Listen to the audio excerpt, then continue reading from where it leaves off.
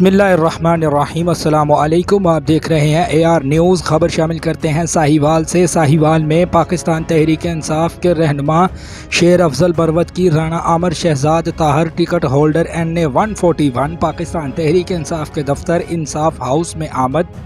शेर अफजल मरवत की राना आमर शहजाद के साथ मीडिया से गैर रस्मी गुफ्तगू। पाकिस्तान की हिस्ट्री में, तारीख में लम्हा साज हैं, तारीख साज हैं, क्योंकि अगर आप रोशनी डालेंगे पीछे जब खान की हुकूमत रुखसत होती है तो उस वक़्त पाकिस्तान तहरीक इंसाफ सियासी तौर पे मुल्क में किस पोजीशन पे थी, और इसके बाद रिजीम चेंज होता है और रिजीम चेंज के बाद फिर जो ज़ुल्म व जबर शुरू होता है। अच्छा, ये वो वक्त था जब क़यादत लीडरशिप बनने का वक्त था, और वो इस तरह कि पाकिस्तान तहरीक इंसाफ में तो कभी ऐसा वक्त किसी ने देखा ही नहीं था। लोग मरकजी हुकूमत रही थी PTI की, इससे पहले 2013 में और फिर 2018 में KP में हुकूमत थी, पंजाब में हुकूमत आई, मरकज में हुकूमत आई, तो लोगों ने PTI में मजे तो देखे थे। सेनेटर बने थे, वजीर बने थे, वजीर आला बने थे, गवर्नर बने थे, लेकिन किसी को एक चपेट तक नहीं पड़ी।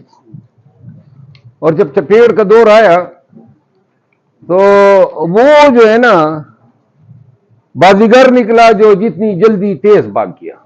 और फिर आपने देखा कितने बड़े बड़े नाम थे PTI के, और क्या दादो तहसीन के डोंगरे जो हैं PTI के लोग उन पे बरसाया करते थे।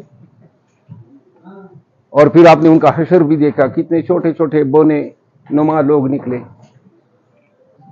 कुछ उनकी कमजोरियां, कुछ मजबूरियां, कुछ उनके डर और खौफ थे। लेकिन इसने जहां एक नुकसान किया, खान साहब फरमाते हैं कि ये वो लोग हैं जो अगर इब्तिदा में PTI को न छोड़ते तो PTI में ये लोगों को थोड़े जाने के सिलसिले का हम उसको रोक सकते थे। यानी ये अगर डट जाते तो शायद और भी डट जाते।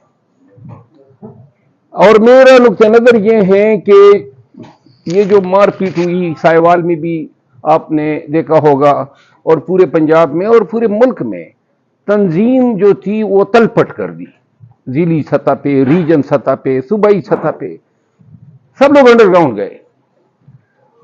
और फिर ये वो वक्त था जहां पे कोई आके लीडर बन सकता था। इसके लिए 2-3 चीजें दरकार थी, और वो ये थी कि आपको देखिए, लोग तहरीकें शुरू करते हैं, कोशिशें करते हैं, असल माना क्या रखती है? असल माना ये रखती है कि तहरीक शुरू करो और उसको कामयाब बनाओ। अगर आप पकड़े जाते हैं और जेल में चले जाते हैं, मारपीट आपकी हो जाती है, आप हौसला हार जाते हैं, तो इसका मतलब है कि आप नाकाम हुए।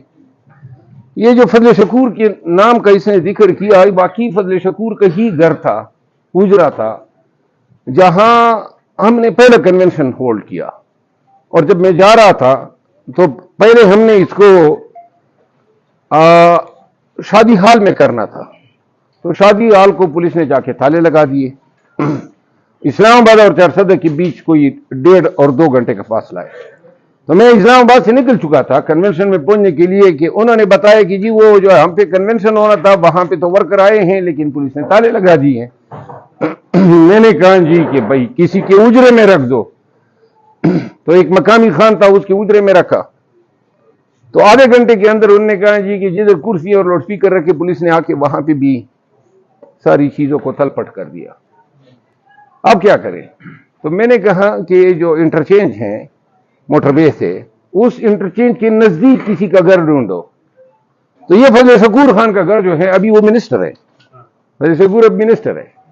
मैंने उन्हें कहा जी फजल शकूर खान का घर है। मैंने कहा चले जी, व्हाट्सएप का जमाना है। तो मैंने कहा फजल शकूर खान के घर पहुंचो। ये हमारा पहला कन्वेंशन था। अगर ये कन्वेंशन हमारा नाकाम हो जाता तो इसका मतलब ये है कि सर उठाने से पहले ही उन्होंने सर हमारा कुचल दिया। तो लिहाजा जब मैं चारसदा पहुंचा तो कोई 3 से 4 हजार लोग जो थे वो इंटरचेंज मुझे वसूल करने के लिए आए थे और कुछ 4-5 हज़ार लोग जो थे फजल शकूर खान के घर में थे और कुछ 8-10 हज़ार लोग बाहर फिर रहे थे, क्योंकि इधर पुलिस भी पलटन मार्च कर रही थी। तो जब हम 10,000 प्लस हो गए, हमने कहा आओ भाई देखते हैं। जब आप 5,000 भी हो जाते हैं ना, कोई आपका मुकाबला नहीं कर सकता है। और फिर हमने वो कन्वेंशन किया और फिर एक के बाद दीगर हमने 9 मई से लेकर आज तक 80 जलसे, कन्वेंशन, एहतजाज और रैलीज की है, 80। और ये वो वक्त था जहां जब हम जाते थे, ये केपी के लोगों को पता है या मुझे पता है किस तरीके से उनको कन्वेंशनों में आने से रोका जाता था। रात को छापे होते थे, उनको उठाया जाता था, उनके भाइयों को उठाया जाता था, सड़कें तोड़ी जाती थी, पुल गिराए जाते थे। और मेरी तो न पूछो, मैं तो जिस तरह बताता हूं ना, चोरों की तरह हम फिरा करते थे, हुलिया चेंज करते थे, लेकिन पहुंचना हर जगह पे लाजिम था। यानी एक दफा हमने कन्वेंशन रखे, एक दिन बाजावड़ में, एक दिन जीर में, और अगले दिन नौशेरा में, और फिर कुआट में। अब इस दौरान में कहीं पर भी गिरफ्तार हो जाता तो ये सारे कन्वेंशन जो है एक सत्यानाश होना था। तो लिहाजा ये कन्वेंशन, और कहीं पर हम पे गोलियां चलाते थे, कहीं पे टीयर गैस करते थे। दीर में 3 हमारे कारकुन जो हैं वो जख्मी हुए। बाजावड़ में जिस घर में मैं ठहरा हुआ था वो अब MPA हैं, उसके घर पे रात को पुलिस 500-600 आ गई और ये सीढ़ियां रख के जो है उसको स्केल ओवर कर रहे थे ताकि मुझे गिरफ्तार से कर सके। ये नहीं है, सैकड़ों बातें ऐसी है।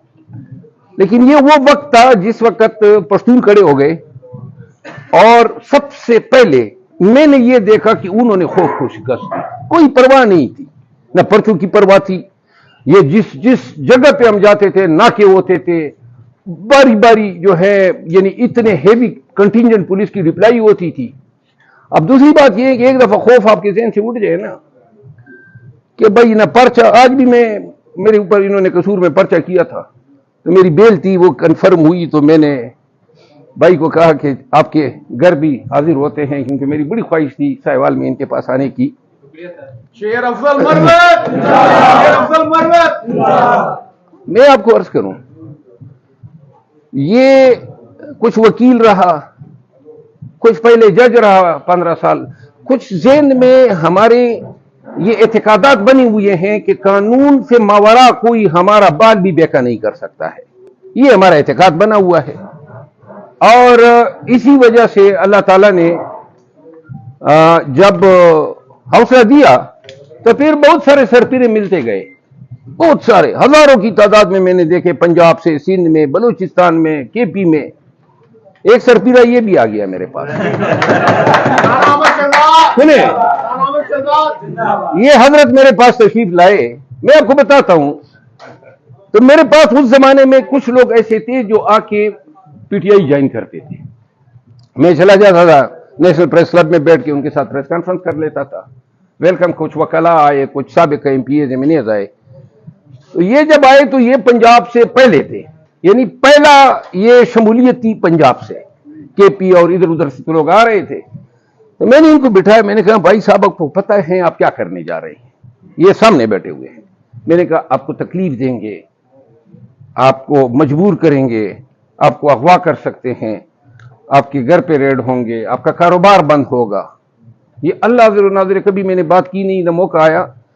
इसने कहा मैं चाहता हूं कि मेरे साथ ये हो।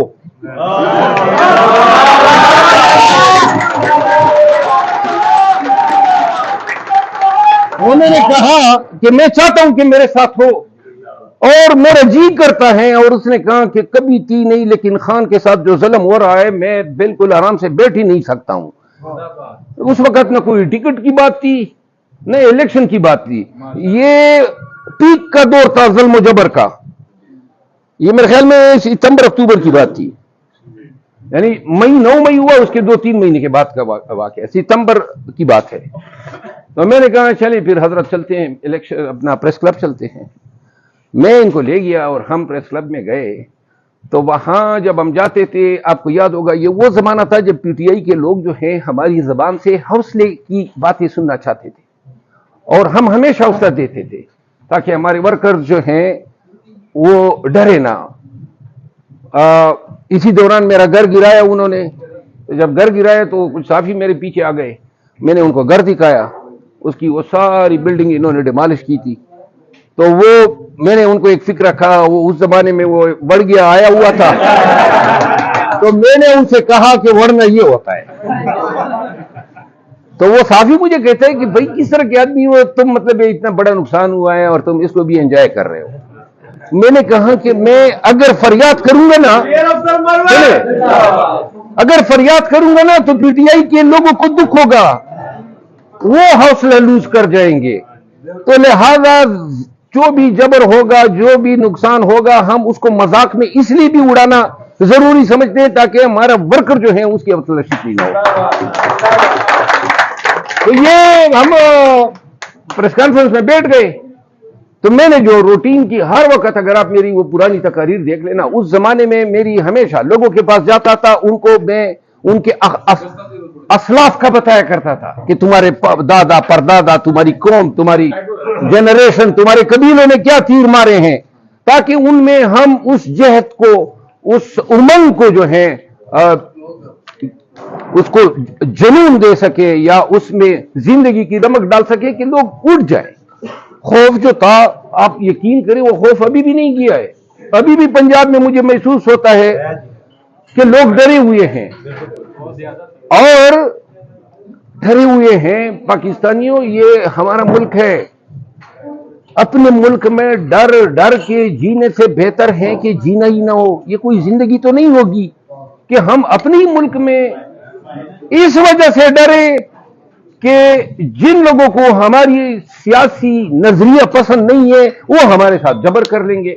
کشمیر میں دیکھا نا آپ لوگوں نے کیا وہ تلپٹ کر دی, کیا انہوں نے حشر کر دیا حکومت کا بھی. تو عوام جب نکل آتی ہیں اور عوام کی طاقت, وہ ایوانوں کو, طاقت کے ایوانوں میں زلزلہ برپا کر دیتی ہے. سنجیدگی سے یہ بات ضرور کہتا ہوں کہ پاکستان تحریک انصاف یا پنجاب کے عوام نے بالخصوص خود اپنے نکلنے کے لیے کہیں یہ کمر کسی ہی نہیں ہے.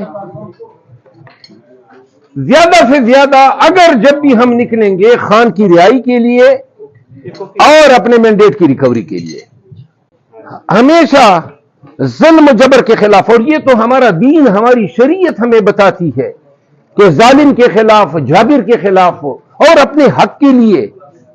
یعنی کون کیوں کر میرا حق جو ہے اس پہ پاؤں رکھ سکتا ہے, اور حق بھی میرا کیا حق, یعنی کہ میرا حق کے تعظیم آدمیت, یعنی کہ آپ مجھے رگی دینا, مجھے کھینچے نا, مجھے مارے نا. اور یہ آرٹیکل 14 آئین کا پرووائڈ کرتا ہے. پھر میرا حق آزادی, عربی کا محاورہ ہے الحر حر ومن یسعد در. Article 9, article 10, article 10A. Article 10A کیا کہتا ہے؟ کسی شخص کے خلاف قانون کی کوئی کارروائی کرنے سے پہلے اپنی ڈیو پروسیس اپنانی ہے, اس کو پوچھنا ہے, اس کو جواب دینے کا موقع دینا ہے. یہ نہیں ہے کہ آؤ دیکھا نہ تاؤ گھر میں گھس کے پکڑ کے آپ نے اغوا کر لیا. تو لہذا یہ میرے حقوق ہیں جو آئین پاکستان گارنٹی کرتا ہے. یہ بھی میرا حق ہے کہ میں احتجاج کروں, آرٹیکل 16. یہ بھی میرا حق ہے کہ میں پولیٹیکل پارٹی جوائن کروں, آرٹیکل 17. اور یہ بھی میرا حق ہے کہ ظلم کے خلاف اپنی زبان کھولوں, آواز اٹھاؤں, آرٹیکل 19. یہ آپ کی بنیادی حقوق ہے. یہ ہائی کورٹ ہر صوبے میں بنی اسی لیے ہے کہ آپ کے ان حقوق پہ کوئی دعویٰ ڈالے, کوئی آپ کے ان حقوق پہ قدغن لگانے کی کوشش کرے تو جائیں ہائی کورٹ, آپ کے ان حقوقوں کی گارنٹر ہیں, پروٹیکٹر ہیں, کسٹوڈینز ہیں. لہذا باتیں نکل گئی دوسری طرف. صرف اتنا بتانا ہے, ایک آخری جنگ ہم لڑیں گے ضرور, اور وہ ہوگی بھی پنجاب کی سرزمین پہ. ہم نکلیں گے اپنے خان کی آزادی کے لیے, اور جو مینڈیٹ چوری کیا ہے, الیکٹڈ ایم این اے ہے, پورے سہوال کو پتہ ہے, فراڈ ہے, چیٹنگ ہے, دھوکہ ہے, ہڈ حرام خوری ہے, بدماشی ہے, غنڈہ گردی ہے. کیا ہوتی ہے غنڈہ گردی؟ یعنی کہ غنڈہ آ کے زبردستی آپ کے حق میں بیٹھ جاتا ہے. تو لہذا اگر یہ غنڈہ گردی سرکار کرے تو سرکار بھی غنڈہ گرد ہو گئی.